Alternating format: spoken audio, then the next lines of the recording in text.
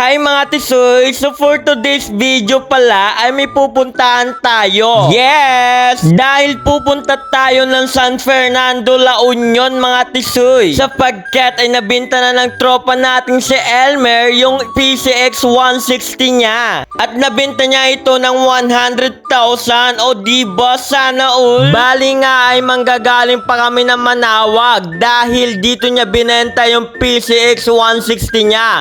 At dito yung meet up nilang dalawa ng buyer niya. Kaya malayo pa yung pupuntahan natin mga katisoy. Kung makikita nyo naman dyan sa tawon, ayan, magkagkauran na, uulan na mga katisoy. Kaya nagmamadali kami mag-drive. At kung makikita nyo naman dyan sa gilid mga katisoy, ayan, napaka-traffic dahil may pupunsyara.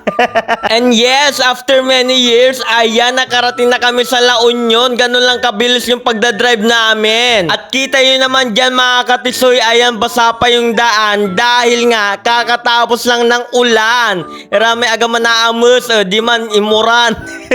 At kung makikita nyo naman yung pormahan namin para kaming riding in tandem.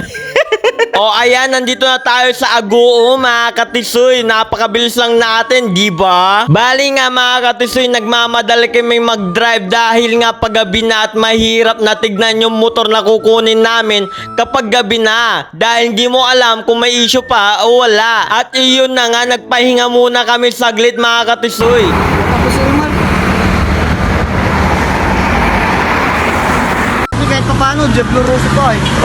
Malapit na tayo sa At syempre after namin nagpahinga, ayan, nandito na kami kaagad mga katisoy. O diba, ma-plus kami. Sa sobrang bilis namin mga katisoy, ayan, ginabi na talaga kami. Ito nga pala yung Aerox V1 na bibilhin natin mga katisoy. Kita nyo naman yung kaha niya, napakalinis pa. Pero dito sa likod, ayan, manipis na yung gulong at may kalawang na. Sabi sa amin ay stock lang daw dito sa bahay. Pero hindi ako naniniwala mga katisoy dahil nga 46 masulok na yung udo niya.